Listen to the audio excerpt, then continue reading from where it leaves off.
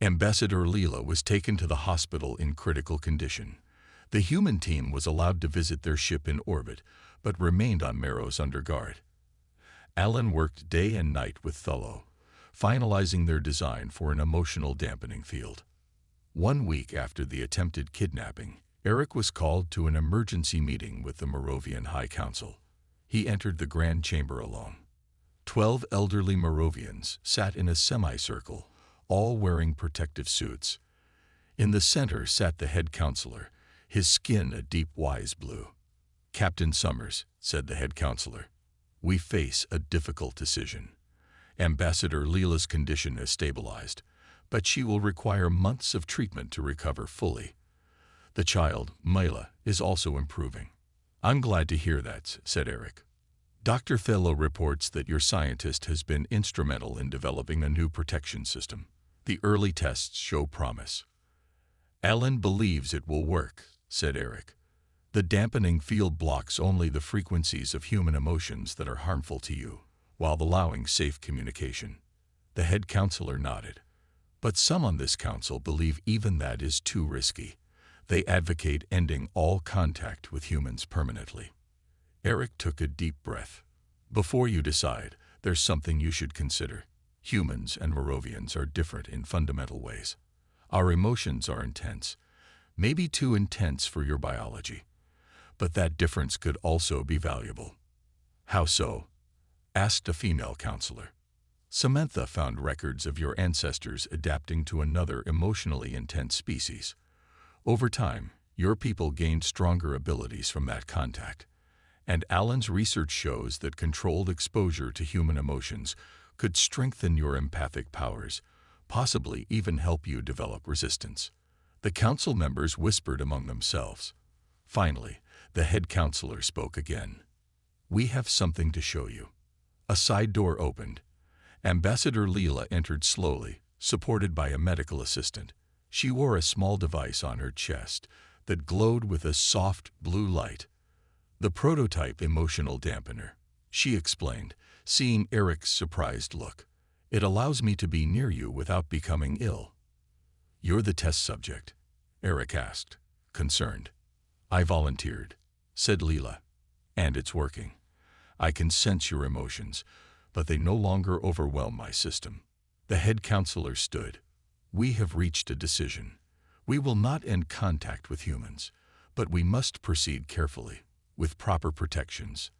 The dampening technology will be provided to all Moravians who work directly with humans. Limited visits will be permitted, and we will share our findings honestly with Earth's governments." 3 days later, the human team prepared to return home. They stood on the landing pad beside their shuttle. A small group of Moravians came to see them off, all wearing the new dampening devices. "The treaty is fair," said Eric to Leela. "Limited contact, honest communication, and shared research. And most importantly, no weapons," added Leela. "The rebels who tried to capture you have been imprisoned. Their research has been destroyed." Thello approached Alan. "We've learned so much from working together. The medical applications of this research will benefit both our peoples." Samantha said goodbye to her Moravian language partners. "I look forward to continuing our translation project remotely." Even Olivia seemed satisfied with the security arrangements. The dampening technology will be closely monitored. No one can use it to bypass protections. As they prepared to board, a small figure approached. It was Myla, the child who had first fallen ill after touching Samantha. She wore a child-sized dampening device and held her mother's hand. "Are you feeling better?" Samantha asked gently. The little girl nodded. "My doctor says I'm getting stronger every day. Soon I might not need this." She pointed to her device. "That's wonderful," said Samantha. "Will you come back someday?" asked Myla. "I hope so," said Samantha. "When it's safe." As the humans boarded their shuttle, Eric took one last look at the Moravian city. What had begun with smiles and hidden fears had transformed into something more honest, a careful, measured relationship between two very different species. Leela raised her hand in farewell. "Safe journey, humans. We will meet again, with open eyes this time." The shuttle door closed. As they rose into the purple Moravian sky, Eric knew that the hardest part of their journey was just beginning. But for the first time since they'd arrived, he felt true hope for the future of human-Moravian relations. A diplomatic crisis erupted between Earth and Meros. When news reached Earth that the human delegation was being held against their will, world leaders demanded their immediate release. The Moravians refused, claiming it was too dangerous. Meanwhile, on Meros, the human team worked frantically to find a solution. Alan and Thello spent long hours in the lab, separated by protective barriers. Samantha studied ancient Moravian texts, searching for any mention of previous encounters with emotionally intense species. Olivia monitored Moravian communications, watching for any threats to the team's safety. "I think I've found something," said Alan on the 6th day of their isolation. He showed Eric a complex diagram on his tablet. Moravian empathic receptors are most sensitive to certain emotional frequencies. If we could create a dampening field that blocks just those frequencies, we might be able to interact more safely. "Would it work?" asked Eric. "In theory. But we'd need Moravian technology to build it. And their cooperation." Eric arranged another meeting with Ambassador Leela. She looked worse than before, with gray patches covering much of her blue skin. "You've been exposed to us too much," said Eric. "You're getting sick." "It's my duty," said Leela. "And some of us are more resistant than others." Eric explained Alan's idea for an emotional dampening field. Leela looked cautiously hopeful. "Our scientists have been working on similar technology, but without success so far. We could collaborate." While the scientists worked together, Samantha made an important discovery in the ancient texts. "Look at this," she told Eric. 5,000 years ago, the Moravians encountered another species with intense emotions. They called them the Bright Ones. At first, many Moravians got sick, but over generations, they developed resistance. They even gained stronger empathic abilities. "So with time, they could adapt to us," said Eric. "Yes, but there's something else." Samantha's face grew serious. "The text mentions a faction of Moravians who wanted to capture these Bright Ones to use their emotional energy as a weapon." Olivia entered the room, her face tense. "That might still be happening. I've intercepted communications from a Moravian military group. They're discussing something called Project Harvest. They're talking about using human emotional energy as a weapon." Eric contacted Leela immediately. "Is your military planning to use us as weapons?" Leela looked shocked. "No, at least not the main government. But there are extremist factions, those who see your emotional intensity as a potential military asset. You need to stop them," said Eric, "or all hope for peace between our species is over." "I'll speak to the High Council at once," promised Leela. That night, Olivia detected unusual movement outside their building. "We have visitors," she warned the team, "and they're not wearing official uniforms." Through the windows, they saw figures in dark clothing placing devices around the building. "Some kind of trap," said Olivia. "We need to warn Leela." Before they could act, the power went out. Emergency lights activated, casting red shadows through the rooms. "They're trying to take us," said Eric. "Everyone stay together." The doors burst open. Moravians in protective suits rushed in, carrying weapons. "Humans, you will come with us," ordered their leader. "Your emotional energy is needed for the defense of Meros." "Against who?" demanded Eric.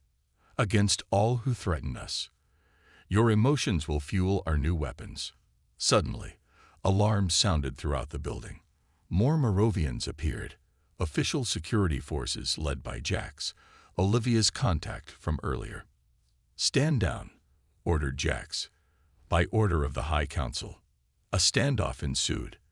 The rebel Moravians outnumbered the security forces, but seemed reluctant to fire. Then Ambassador Leela walked in. She wore no protective suit despite her illness. She stood directly between the rebels and the humans. "This ends now," she said firmly. "These humans are under my protection. They are helping us find a peaceful solution." They are a resource, argued the rebel leader. Their emotional energy could make us the strongest species in the galaxy and destroy everything we believe in, countered Leela. We are empaths. We understand others' feelings. We don't weaponize them. More security forces arrived. The rebels, outnumbered now, lowered their weapons. As they were led away, Leela collapsed. Her skin had turned almost completely gray. Get her to medical immediately, Eric shouted. And contact Dr. Thillo. Tell him we need that dampening field now. For 3 days, the humans remained in isolation. They could communicate with Moravian officials only through video screens. Armed guards stood outside their building. The humans' fear turned to anger, then to determination to understand what was really happening. On the 4th day, Ambassador Leela and Dr. Thillo agreed to meet with Eric and Alan in a special room. A transparent barrier separated the humans from the Moravians. Both Moravians wore protective suits despite the barrier. We demand to know exactly what's going on, said Eric, and why you kept this secret from us. Leela's skin had a sickly gray tint now. Captain Summers, we owe you the full truth. Please understand that we never meant to deceive you maliciously. Thillo activated a display showing biological diagrams. Moravians are natural empaths. Our bodies physically absorb and process the emotions of those around us. It's how we evolved. It helps us understand each other and maintain harmony. When we discovered your transmissions from Earth, we were excited, continued Leela. Most species we've encountered have emotional outputs similar to ours. But as we studied your broadcasts, your art, your conflicts, we realized humans might be different. Different how? Asked Alan. The intensity of human emotions is far beyond anything we've experienced, said Thillo. Your species feels things so strongly, so deeply. You experience joy, anger, fear, love, at levels that are physically overwhelming to Moravian biology. Are you saying our feelings are toxic to you? Asked Eric. In essence, yes, said Leela. We can process the emotional output of normal species safely. But human emotions are like radiation to us. Brief exposure causes minor symptoms. Prolonged exposure can cause severe illness or death. Ellen pointed to his medical tablet. That's why you were studying us so carefully. You were measuring our emotional radiation levels. Yes, admitted Thillo. Some humans produce stronger effects than others. Those with more intense personalities are more toxic to us. Is that why you stayed away from Olivia and Rick? Asked Eric. Leela nodded. Your security officer's emotional intensity is nearly twice the human average. We had to take extra precautions around her. Eric frowned. Why didn't you just tell us this from the beginning? We could have taken precautions. We feared your reaction, said Leela. Humans are known for exploration and contact with new civilizations. If you learned that your very presence could harm us, you might avoid all contact. We hoped our scientists could develop better protections so we could interact safely. And there was another reason, added Thillo hesitantly. The scientific one. Your emotional intensity is dangerous, but also valuable. Valuable how? Asked Alan. Controlled exposure to human emotions appears to strengthen Moravian empathic abilities over time, said Thillo. It's like exercise for our systems. Painful and dangerous in high doses, but potentially beneficial in small, controlled amounts. Eric looked shocked. So you welcomed us partly as test subjects, to see if you could harness our emotions somehow. Leela's skin turned a shameful blue. Not exactly. But yes, there was research interest along with genuine desire for friendship. And there's one more thing you should know. She activated another screen showing a distant star system. You are not the first species we've encountered with this issue. There have been others with emotional intensity beyond our safe threshold. What happened to them? Asked Eric. They were placed under quarantine protocols, said Leela. Limited supervised contact only. Some are still under observation. Others eventually cut all ties with us. And that's what you planned for humans. asked Eric angrily. The High Council is divided, said Leela. Some want to end all contact immediately. Others see value in carefully managed relations. Much depends on how we resolve this current situation. Elen looked thoughtful. If we understood your biology better, maybe we could find a solution. A way for our species to interact safely. That's what we're hoping for, said Tholo. But first, we need to treat those already affected. The child who touched your linguist is in serious condition. Several staff members are also ill. Let me help, said Alan. I'm a doctor. If human emotions are the problem, maybe human science can be part of the solution. On the 5th day of their visit, the Moravians invited the humans to a cultural festival in the city center. Beautiful displays of art and music filled the open plaza. Moravian children danced and played. For a while, it seemed like the perfect opportunity for both species to relax and enjoy each other's company. Samantha was speaking with a group of Moravian artists when she noticed a small child watching her with curious eyes. The little Moravian girl, no more than 6 years old by human standards, approached Samantha slowly. "Hello," said Samantha, smiling. "What's your name?" "Mila," said the child. Her skin glowed a bright, happy yellow. "You're from Earth. Can I touch your hand? My parents said humans feel different." Before Samantha could answer, the child reached out and touched her fingers. At first, the little girl smiled with delight. Then something changed. The child's eyes widened. Her skin color shifted rapidly from yellow to gray. She made a choking sound and collapsed to the ground. "Help!" shouted Samantha. "Something's wrong with the child." Moravians rushed forward. The child's parents pushed through the crowd, their faces filled with horror. The father scooped up his daughter, while the mother turned to Samantha with anger and fear in her eyes. "What did you do to her?" she demanded. "Nothing. She just touched my hand and—" Alarm sounds rang through the plaza. More Moravians began to show signs of distress. Some developed gray patches on their skin. Others had trouble breathing.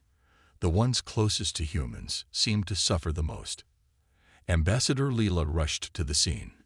"Everyone stay calm," she ordered. "Moravian citizens, please move to the designated safe areas. Human guests, please remain where you are." Medical teams arrived wearing full protective suits. They began treating the affected Moravians, starting with the little girl. Other officials quickly surrounded the humans. "What's happening?" demanded Eric. "We didn't do anything to harm them." "Please, Captain," said Leela, keeping her distance. "This is not the place for explanations. We need to get your people to a secure location immediately." Armed guards appeared and escorted the humans to a building they had never seen before. Inside, the rooms looked like a cross between a luxury hotel and a hospital. The doors locked behind them. Through windows, they could see the chaos in the city. Moravians were being tested and sorted. Some were taken to medical facilities. Security forces set up perimeters around areas where humans had been. "We're being quarantined," said Alan. "They think we're contagious." "But we've been tested for every known disease," said Eric. "We're not carrying anything harmful." "Not a disease," said Samantha quietly. "That little girl was fine until she touched me. And remember how they react when we show strong emotions. Something about us, our emotions, our presence, is making them sick." Olivia had been working on one of the room's computer panels. "I've bypassed their security. I can access some of their research files now." The team gathered around as information appeared on the screen. Complex diagrams showed Moravian physiology alongside human brain patterns. Medical reports documented symptoms of human exposure. "Look at this," said Alan, pointing to one document. "They're natural empaths.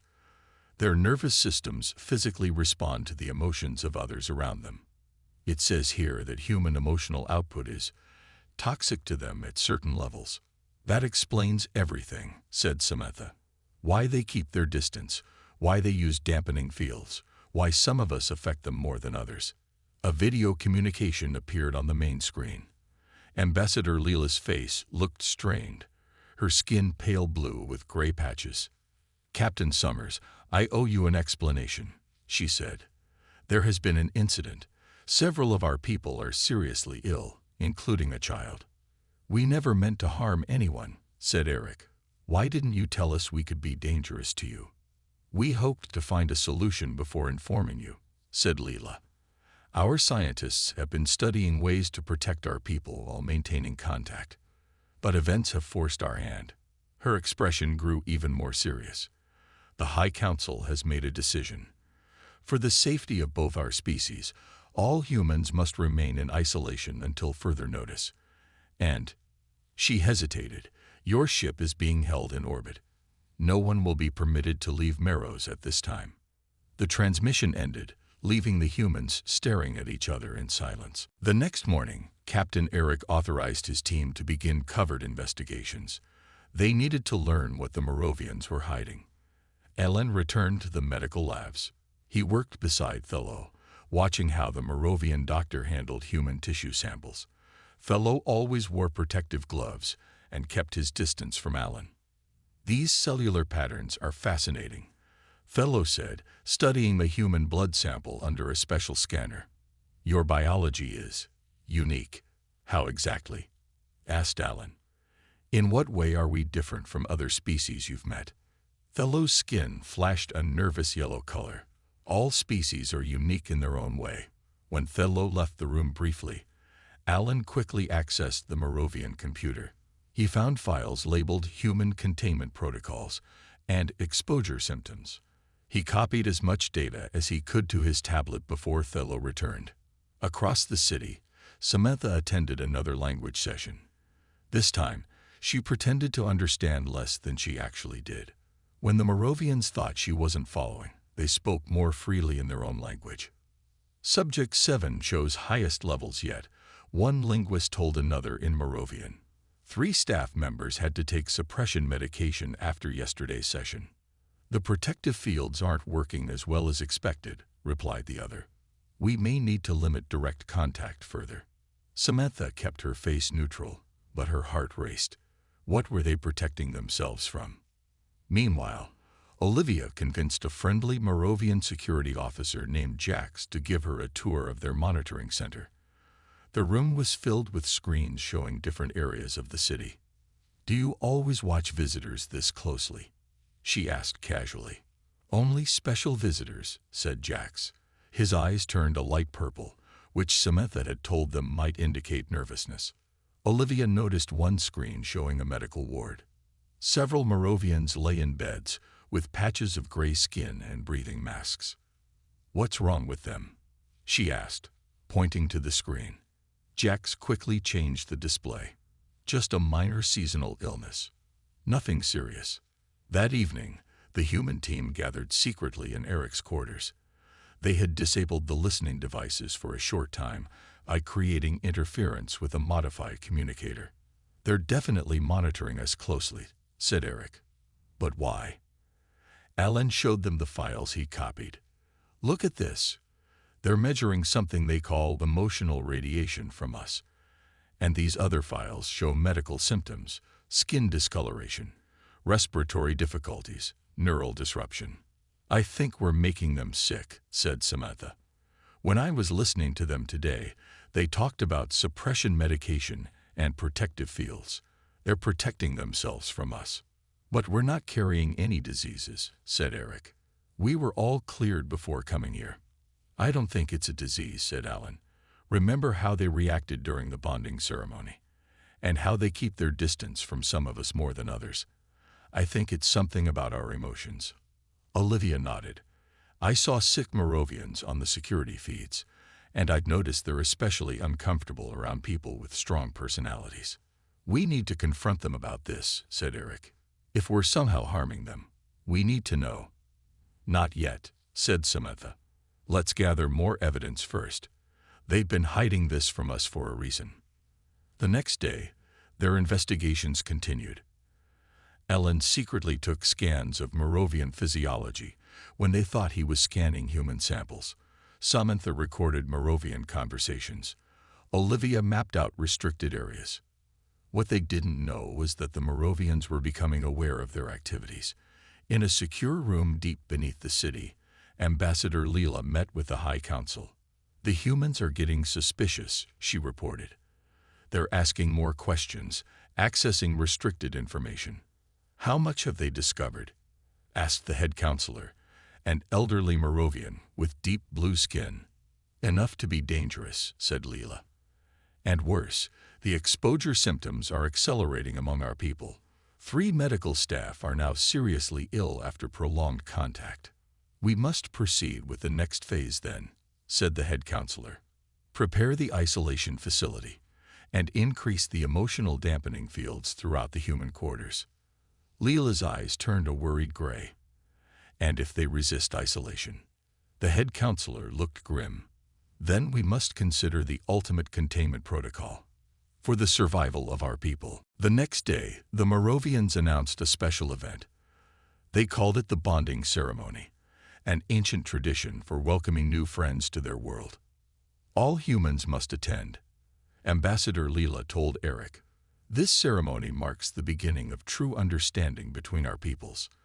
The ceremony would take place in the Great Hall, a massive building with a ceiling that looked like the night sky. The humans arrived wearing their formal uniforms. Hundreds of Moravians filled the hall, all dressed in flowing blue and silver robes. "I don't like this," Olivia whispered to Eric. "Too many of them, too few of us." "It's a cultural exchange," Eric reminded her. "We need to respect their traditions." Ambassador Leela led the humans to a circle of 12 cushioned seats in the center of the hall. Moravian musicians played soft, strange music on instruments that looked like curved glass tubes. "The bonding ceremony has been part of our culture for thousands of years," explained Leela. "We share a special drink that symbolizes our connection. The drink contains no alcohol, but will create a mild, pleasant feeling." Servants brought silver cups filled with a glowing blue liquid. Each human received 1 cup. The Moravians also took cups, but theirs contained a darker liquid. "We drink different versions because our biologies are different," Leela said when Samantha asked about this. "But the meaning is the same." Eric looked at the drink carefully.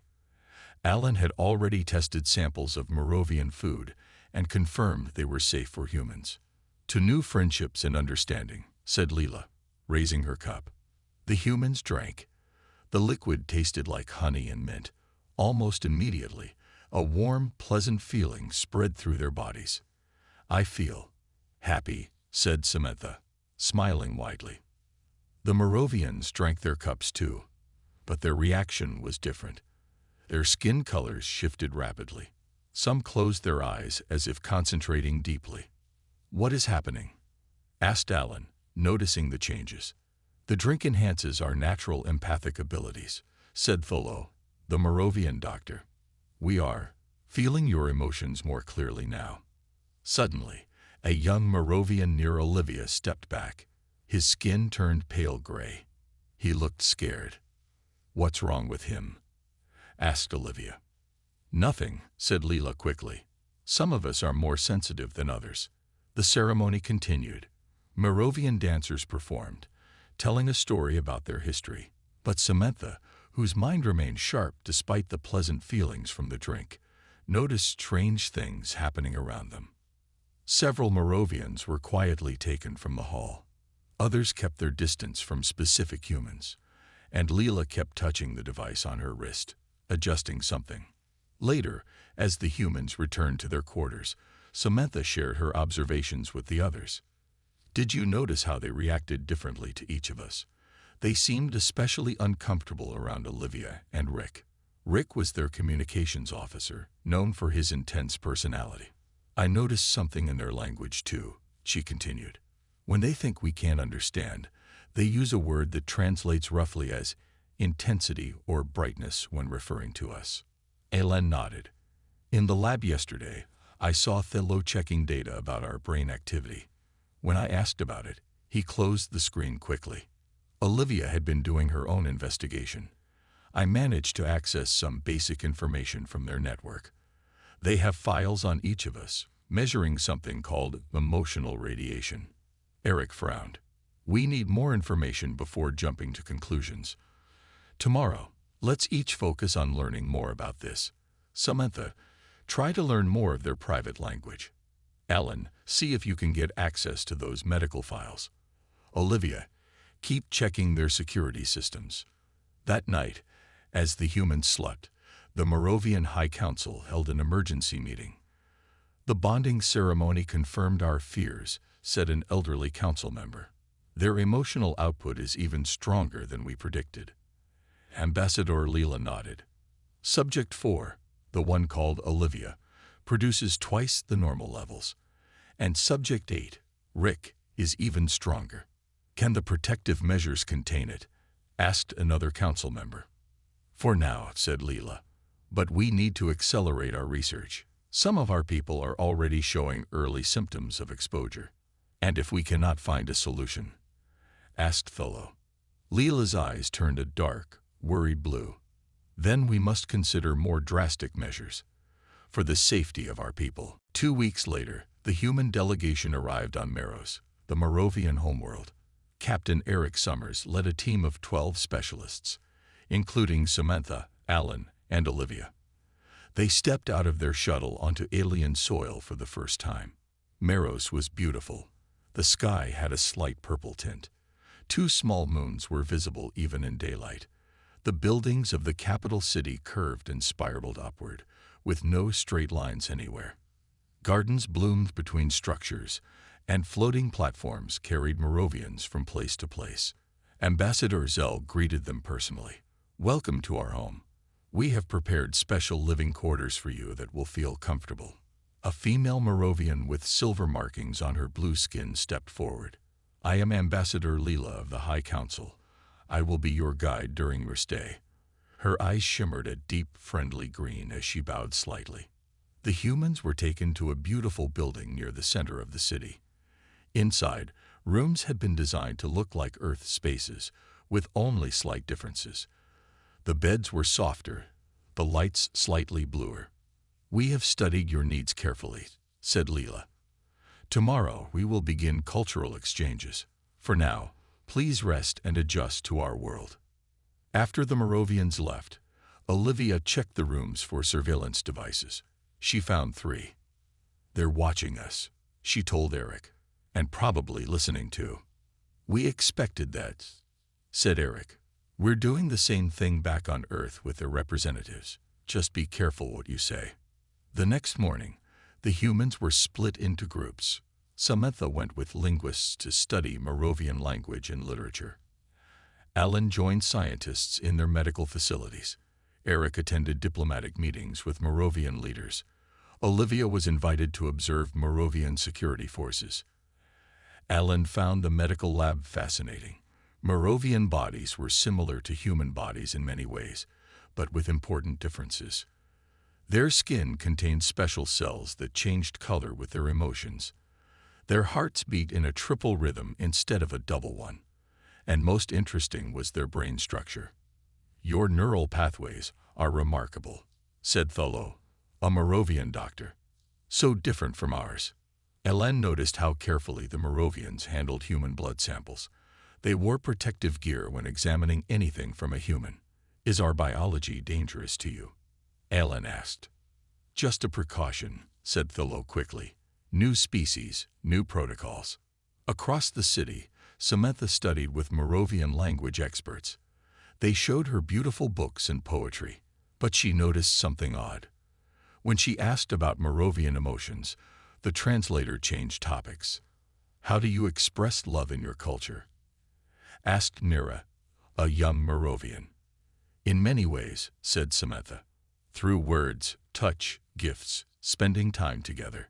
She described how her parents had been married for 30 years. The Moravians in the room exchanged quick glances. One of them rubbed his chest as if in discomfort.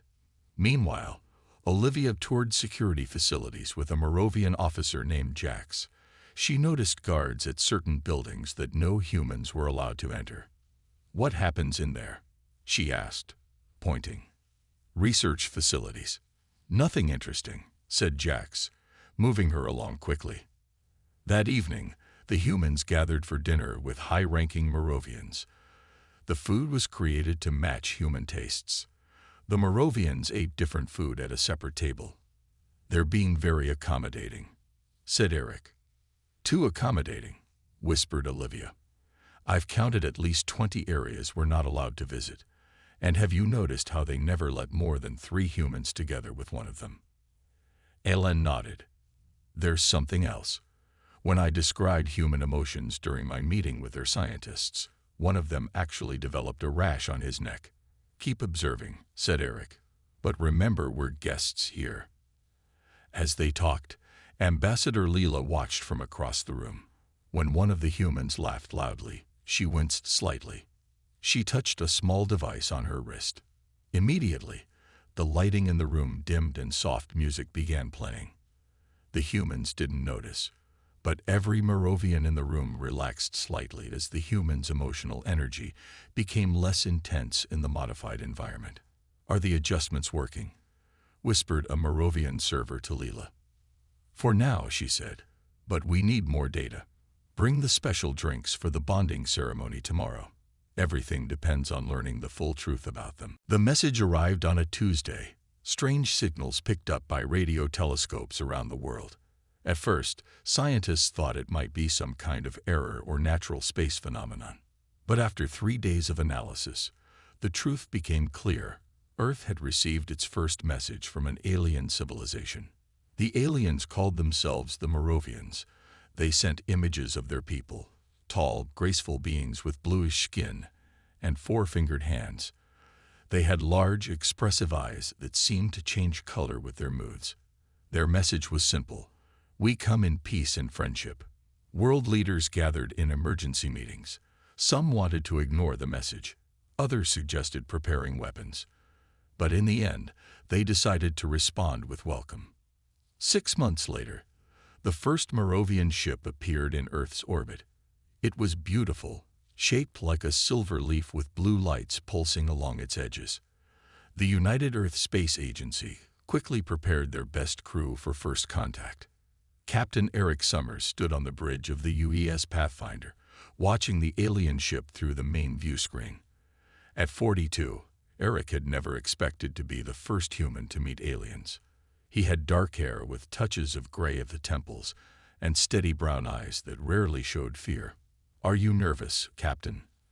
asked Lieutenant Samantha Powell, the ship's sinolinguist. Her job was to help the humans and aliens talk to each other.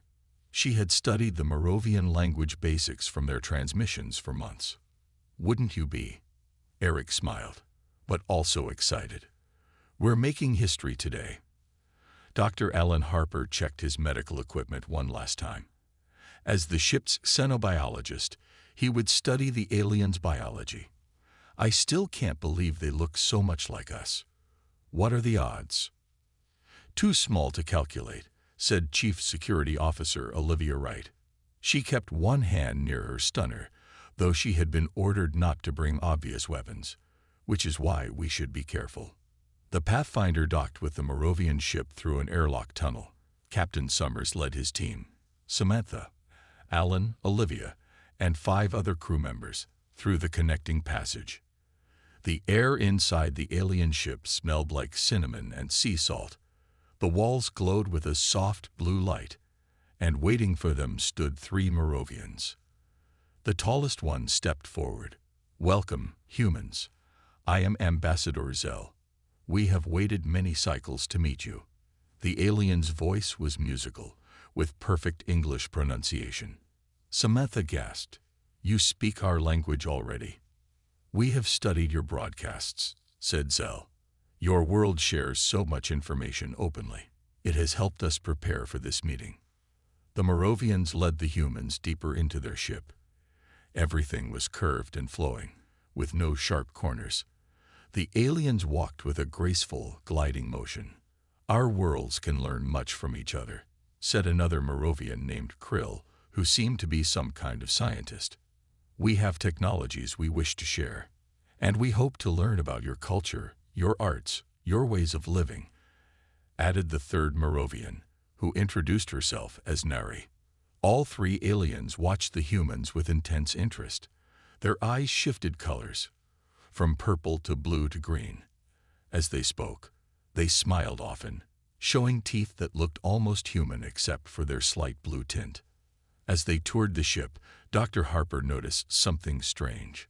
Whenever a human expressed strong emotion, when Samantha laughed at a joke, or when Olivia frowned with suspicion, the nearest Moravian would blink rapidly and step back slightly.